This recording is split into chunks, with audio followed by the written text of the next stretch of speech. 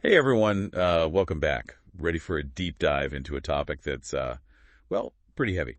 Yeah, this one's intense. We're talking about abuse. But we're going to be looking at it from an angle you might not expect. We're going to be exploring it from the abuser's perspective. Exactly. It's easy to just focus on the victim, and obviously that's incredibly important. Absolutely. But getting into the psychology of the abuser, that can be really eye-opening. Even if it is kind of uncomfortable. For sure. So our guide for this deep dive is Sam Vaknin's book, Toxic Relationships, Abuse, and Its Aftermath. Great book. It really delves into, toxic relationships, really focusing on the abuser's mindset. And it also offers strategies for victims to cope and get out. Yeah, that's a big part of it. But before we go any further, we have to be upfront about this. We are not trying to justify abuse in any way. Right. Abuse is never the victim's fault. Never. But by understanding the why, the motivations behind the abuser's actions, we might be able to recognize the signs earlier. And hopefully help people before things get worse. Absolutely. So where does Vaknin even start with defining abuse? Well, he goes beyond just the obvious, physical and sexual violence. Why? He emphasizes how damaging these other forms of abuse can be, like verbal and emotional abuse. It's not always these big, overt acts. It's about the whole atmosphere of the relationship. So, if someone's constantly criticizing you or putting you down, that would fall under that. Exactly. But he takes it even further with this concept of ambient abuse. Ambient abuse. Think of it like a toxic fog, it just hangs over the entire relationship. Okay, I'm intrigued. He gives this example in the book. A husband deliberately slams a door, knowing it'll trigger his wife's anxiety. Wow. He doesn't yell, he doesn't hit her. But he uses that to control her. Exactly. He uses her fear to manipulate the situation. It's like psychological warfare, in a way. Right. Using the environment and these subtle actions to keep the victim constantly on edge. It's really disturbing. And then there's abuse by proxy, which honestly sounds even more terrifying. Yeah, it can be really insidious. It's when the abuser turns your own support system against you. So they're isolating you, making you doubt who you can even trust. Exactly. They might manipulate your therapist, spread rumors among your friends, or even turn your family members against you. Oh, wow. That's just so devious. It speaks to their need to control everything, to manipulate everyone around them. Right. Another thing Vaknin talks about is gaslighting. Yeah, I'm sure a lot of people have heard of that term. I have, but honestly, I've always struggled to fully grasp what it actually means. I get that. It's more than just lying. Right. Think of it this way. You remember your partner promising to pick you up from the airport. Okay. But when you land, they insist they never said that. Yeah. That you must be mistaken. Mm-hmm. And they do this repeatedly, making you doubt your own memory and your own perception of what happened. Oh, okay. That makes it so much clearer. So it's not just lying. It's like they're actively trying to warp your reality. Exactly. It makes the victim feel like they're going crazy. Which would make them even more vulnerable to the abuser's control. Absolutely. Wow. So what does Vaknin say about the abuser's mindset? What's going on in their heads? What makes them pick? Well, he really digs deep into their psychology. And obviously every abuser is different. Of course. But he points out some common threads, like a real need for control, lack of empathy, a really distorted view of reality. So they see the world as this game they have to win and everyone else is just a pawn. Yeah, he describes it as operating from a false self. Mm. They create this persona. They can be really charming, charismatic. To hide who they really are. Exactly, to mask their own insecurities and vulnerabilities. So it's all a facade. In a sense, yeah. And that false self is how they get what he calls narcissistic supply. Okay, that's interesting. Narcissistic supply, what does that mean? It's like fuel for their ego. Okay. They need constant admiration, attention, validation. To feel good about themselves. Exactly. And they manipulate and abuse people to get that. Wow. That's a pretty bleak way of looking at it. Right. It's like they're using people as emotional batteries. And that's exactly why it's important to remember understanding their motivations doesn't excuse their behavior at all. Right. Yeah. Abuse is always a choice. And they're responsible for their actions. Absolutely. No matter what their issues might be. Exactly. So, we've looked at how Vaknin defines abuse and gotten a glimpse into the abuser's mindset. But what are some of the specific things that motivate them to actually hurt others? Well, he outlines a few different motivations, and a lot of times they're intertwined. Okay. Sometimes it's about reasserting control. especially when they feel threatened in some way. So if the victim starts to become more independent or starts to question their... Exactly. The abuser might lash out to regain that upper hand. To put the victim back in their place, so to speak. Exactly. And then there's this fear of abandonment. Really? That seems counterintuitive. It does, right. But a lot of abusers have this deep fear of being left alone. But they create the very situation they fear by pushing the victim away with their abuse. Right. It's this tragic irony. And they manipulate situations to justify their actions, making themselves seem like the victim. Blaming the victim for provoking them. All the time. And it's connected to this really chilling statistic from the book.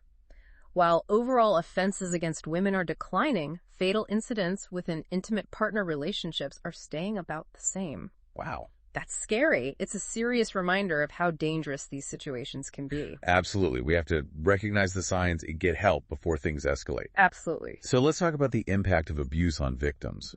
What does Vaknin say about the long-term effects? He's very straightforward about it. Abuse leaves deep scars. Right. Victims often struggle with PTSD, depression, anxiety. And they often blame themselves. Yeah, feelings of shame and guilt are very common. So it's not just the immediate pain, it's the ongoing trauma that lingers for so long. Exactly. It affects their relationships, their self-esteem, their ability to trust. It impacts every area of their lives. It's heartbreaking. It really is. Vaknin really encourages victims to seek help. Therapy, support groups. Professional support? Yes. But he also warns that abusers often try to manipulate those support systems. They might try to use therapists, counselors, even the legal system to further control their victims. Wow. So it's important for victims to be really careful about who they trust. Absolutely. Finding the right support system can make all the difference. So we've talked about the impact, but what about practical steps victims can take while they're still in the relationship? What strategies does Vaknin suggest for coping with an abuser? He really emphasizes boundaries. Learning to resist manipulation. And if it's safe, he recommends a no-contact policy. When possible, yes, especially if there's any physical threat. Meaning cutting off all communication. Exactly. He also says it's essential to involve law enforcement if there's been any violence. He's really specific about documenting the abuse, too, and creating a safety plan. Because abusers can be very good at manipulating the legal system. Absolutely. He acknowledges that even professionals can be manipulated. Victims have to advocate for themselves. Be assertive. Right. He also recommends reaching out to support groups and domestic violence shelters. Finding those safe spaces. Absolutely. And connecting with people who understand. He also goes into detail about how abusers manipulate. Really? Oh, yeah. He talks about wounding honesty, disguising their cruel comments as helpful feedback. Oh, wow. Ignoring to punish the victim, smothering to stifle their independence. Okay, that's awful. He calls some situations impossible situations. The abuser manufactures these problems they can then solve, so they seem indispensable. Wow. It's disturbing how calculated it all is. It is, but remember, knowledge is power. Right. Vaknin wants to equip victims with the knowledge to see these tactics and protect themselves. So we've talked about surviving in the relationship, but what about breaking free? What does Vaknin say about that? He makes it clear that true freedom isn't just about physically leaving. It's deeper than that. It's about understanding the dynamics of abuse, recognizing your own worth, and building a strong support system. It's about healing. Exactly. He talks about different kinds of closure victims need. Like what? Well, there's conceptual closure, that's about understanding what went wrong. Then there's emotional closure, processing the trauma. And then legal closure, which could mean taking legal action. So it's a complex process. It is, and it takes time. But achieving closure doesn't mean forgetting what happened. Right. It means moving forward without letting the abuse define your life. That's powerful. That's a really important message. Now, before we move on, I want to ask you, the listener, a question. Yeah. What are your initial reactions to this? Yeah. What resonates with you? And what concerns you? We'll be back in just a moment to continue our deep dive into toxic relationships. Welcome back. So let's keep going with this deep dive into toxic relationships. Okay, so you mentioned earlier that Vaknin talks about the abuser's need for control. Right. What are some of the actual tactics, like the specific things they do to establish and keep that control? Well, he gives this honestly kind of disturbingly detailed list of techniques they use. Yeah. And one that really stood out to me was this thing he calls unpredictability and uncertainty. Okay. Unpredictability, uncertainty. Yeah. So imagine you're living with someone whose moods Their reactions, they're just all over the place. You never know what to expect. Exactly. You have no idea what's going to set them off.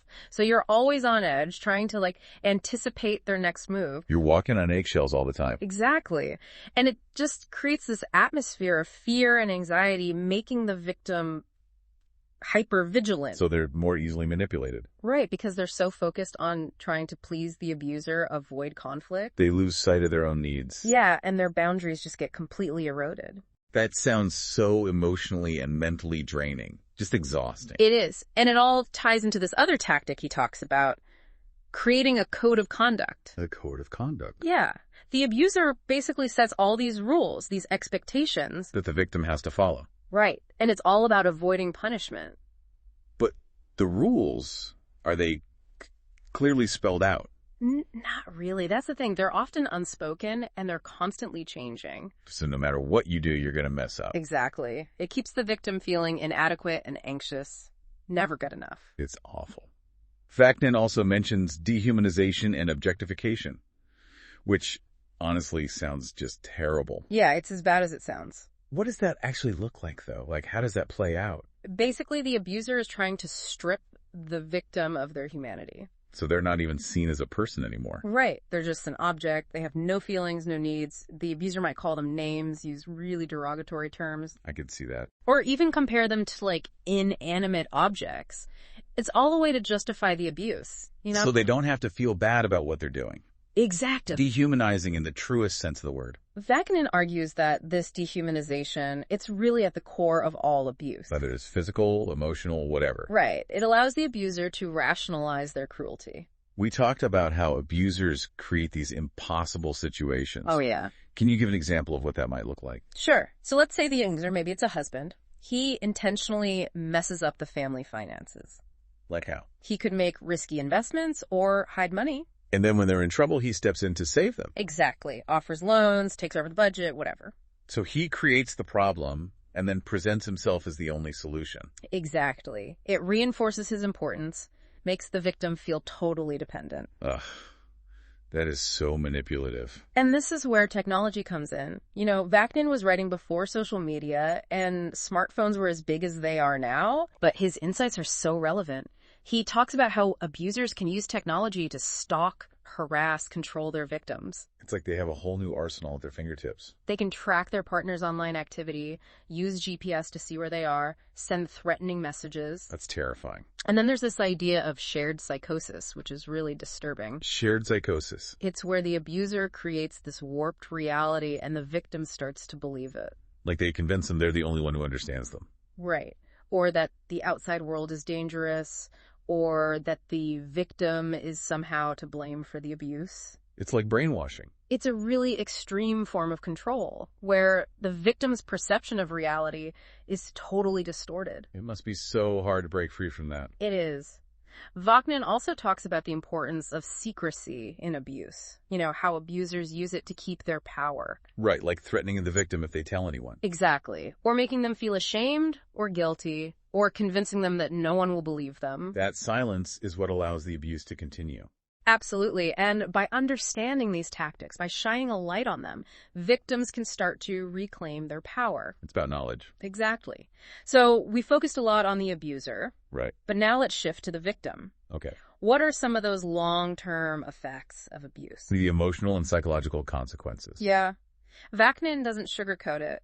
He talks about how common PTSD is. The flashbacks, the nightmares. All of that. And the anxiety. It can be triggered by anything. Right. Even little things that remind them of the trauma. So the trauma doesn't just end when the abuse ends. No, it can stay with them for a really long time. He also talks about the depression and anxiety that victims often experience. And the guilt. Yeah, those feelings of shame and guilt, they can be really overwhelming. Thinking they're to blame. Or that they somehow deserved it. Mm-hmm. That they're flawed in some fundamental way. It's heartbreaking. It must be so hard to overcome that. It is. It can completely shatter their self-esteem. Make them withdraw from people. They might isolate themselves or start engaging in self-destructive behaviors. So what about getting help? Vaknin is a huge advocate for therapy, support groups, anything that can provide support. Professional help? Yes, but he also acknowledges that getting help can be hard for victims because abusers often try to discredit them. Oh, wow. Make them seem unstable, unreliable, even crazy. To turn people against them. Exactly. They might even try to manipulate the therapist or counselor. That's why finding the right therapist is so important. Absolutely. Someone who understands abuse. Someone who's going to prioritize the victim's well-being. It sounds like he really emphasizes the importance of a strong support system. He does. Yeah. And he says victims need to be assertive, advocate for themselves, and surround themselves with people they can truly trust. People who believe them? Exactly. It's really about understanding that healing is possible. Right. But it's a process, and it takes time. So we've talked about this broad definition of abuse, but Vaknin goes deeper, right? He actually talks about different types of abuse. Oh, yeah. Especially those subtler forms that can be harder to spot. Like what? He goes beyond the physical and sexual abuse. He talks about emotional and verbal abuse. Right. And he even breaks down, like, the specific ways that abusers use language to control and manipulate. Okay, so what are some examples of verbal abuse that he talks about? He talks about the more obvious stuff like insults, threats, name-calling, putting the victim down constantly. Okay. Criticizing them all the time, that kind of thing. It's all designed to chip away at their self-esteem.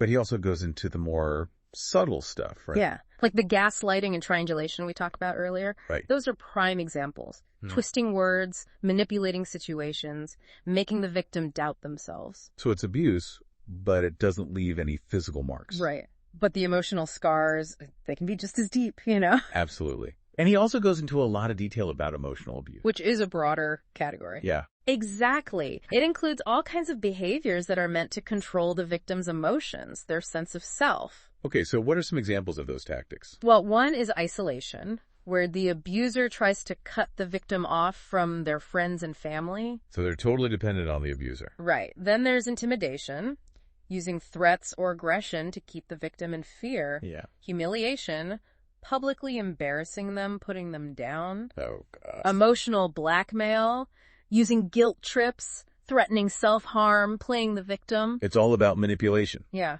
It's all about eroding the victim's sense of self. Making them question their own sanity. Exactly. And then there's this thing he calls wounding honesty, which is really sneaky. Wounding honesty. It's where the abuser disguises their cruel comments as just being honest or trying to help.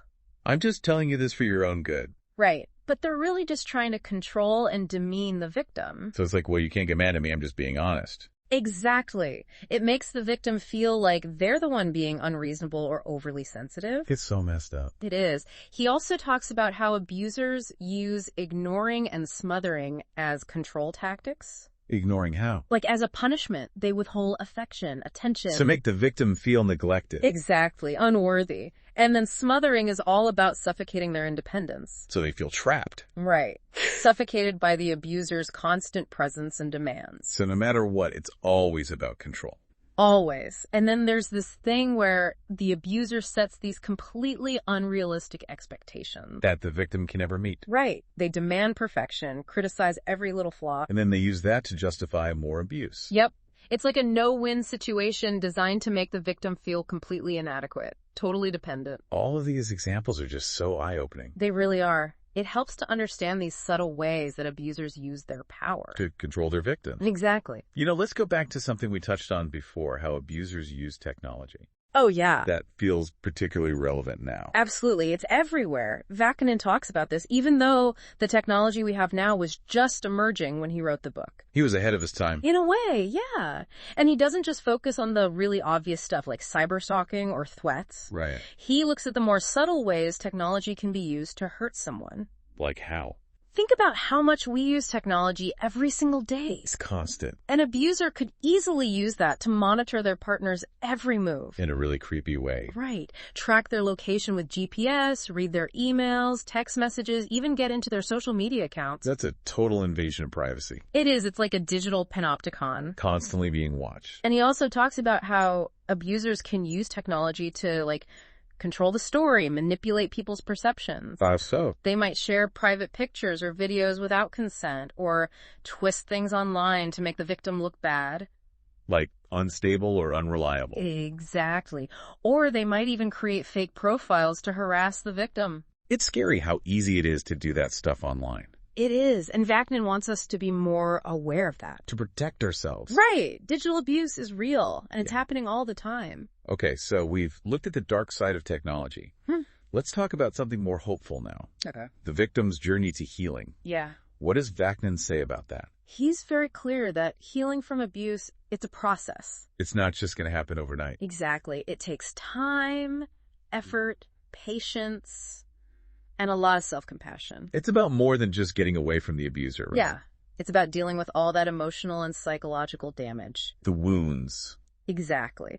He really encourages victims to be kind to themselves, to get professional help, and to build a strong support network. Friends, family. People who believe them and support them. He also talks about how important it is to understand how abuse works, right? He does. He thinks that knowledge is power. By understanding those tactics that abusers use, Victims can start to heal. yeah, make sense of what happened to them. Let go of the self-blame and shame. It's about taking back your power. Exactly. Learning to trust yourself again. Rediscovering your voice. He also talks about processing the trauma, maybe through therapy, journaling, art, whatever works for them. Finding healthy coping mechanisms. Right. It's all about finding ways to move forward. So Vaknin's insights really offer a path to healing. He does. Practical strategies. A hopeful vision for the future. He emphasizes that recovery is possible. Even though it can be a long and challenging journey. Absolutely. Now, before we go to the last part of this deep dive, I have a question for you, the listener. Okay. What are your thoughts on the victim's journey to healing? What resources, what kind of support do you think is most crucial for survivors? Yeah. Think about that. We'll be back in a moment to wrap up our exploration of toxic relationships. Welcome back to our deep dive into toxic relationships. We've covered a lot of ground. We have the abuser's mindset, the victim's experience. But there's this one concept that Vaknin brings up. Adds another layer to it all. Okay. The inverted narcissist. Inverted narcissist. That sounds kind of contradictory. It does, right? How can someone be both inverted and a narcissist? It's a bit of a mind bender. But he argues that these individuals, a lot of times, they're partners of classic narcissists. Okay. They have this unique form of narcissism, almost like a mirror image. So instead of being like loud and attention-seeking, they're more withdrawn, submissive. Exactly. A classic narcissist needs all that admiration, all that validation. Right. But an inverted narcissist wants to, merge with the narcissist, serve their needs. So they get their sense of self from the narcissist? Vaknin thinks so. He says they often feel worthless, inadequate. On their own. Right, so they seek it through the narcissist. So it's like a codependent relationship. Yeah, you could see it that way. Their whole identity is wrapped up in the narcissist. And they're attracted to the narcissist because they need to feel needed, indispensable. it's like they both get something out of it, even though it's unhealthy. It is a very unhealthy dynamic. And it might seem less damaging than, the classic narcissist's abuse. Right, because it's not as obvious. But Vaknin says that inverted narcissists can be just as manipulative. Even though they're more subtle about it. Right. More passive-aggressive. So they might play the victim or guilt-trip their partner. Exactly. Or even sabotage their own success to stay dependent.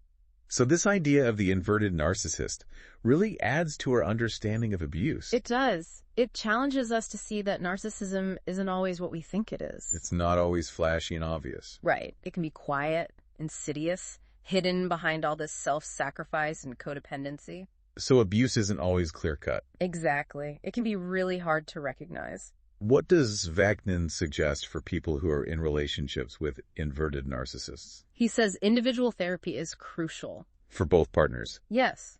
And maybe couples counseling if they want to try to work things out. But he's honest about the fact that it's not always easy. Right. It can be really hard to break those patterns. And change those dynamics. It takes a lot of self-awareness, a willingness to face some uncomfortable truths. About yourself. Exactly. It's about setting healthy boundaries, recognizing your own worth. Becoming more independent. Right. It's about understanding that you deserve love and respect, no matter what. That's a really important message. It is. So to wrap up our deep dive into toxic relationships, I want to leave you with this thought from Vaknin. Okay. He argues that our culture, with all the emphasis on, individualism, achievement, competition. Right. He says it might actually be contributing to the rise of narcissism. Interesting. Like all this pressure to succeed, to be the best, to stand out from the crowd. It can feed those narcissistic tendencies. It makes you think, Are values creating these toxic patterns? That's a big question. It is. Vaknin doesn't give easy answers, but he wants us to think critically about the messages we're getting. And how those messages affect our relationships. Exactly. He wants us to be more empathetic, more connected, more compassionate. Towards ourselves and others. So that wraps up our deep dive into toxic relationships. It's a tough book, but it's full of insights. It is. About the darker side of human behavior. Vaknin doesn't shy away from the complexity of abuse, but ultimately he offers hope. Hope for healing. Hope for change. This deep dive is over, but we hope you keep exploring this topic. Remember, abuse is never okay. And there's help out there for anyone who needs it. You're not alone. Thanks for joining us.